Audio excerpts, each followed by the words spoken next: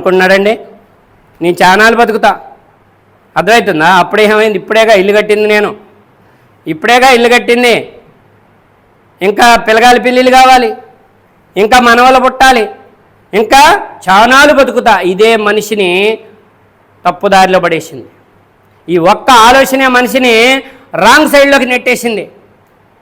రేపనే ఆయుష్ ఉంది చూసారా? ఇవాళ 24 గంటలు బతుకుతామో లేదో మనకి తెలియదు. రేపనే 24 గంటల ఆయుష్ ఉంది చూసారా? రేపు 24 అవర్స్ నువ్వు బతకాలనేది డిసైడ్ చేసేవాడు పైవాడు.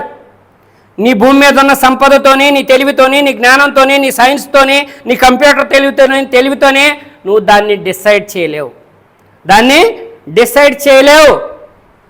రేపటి ఆయుష్ 24 అవర్స్ నువ్వు బతకాలంటే నిన్ను పుట్టించినోడి దయ ఉండాలి. ఆయన ఎక్కడున్నాడంటే ఆయన పైన ఉన్నాడు. ఆయన నిన్ను పుట్టించేవాడే, మానవులందరినీ పుట్టించేవాడై ఉన్నాడు, కానీ పుట్టేవాడై ఉండలేదు.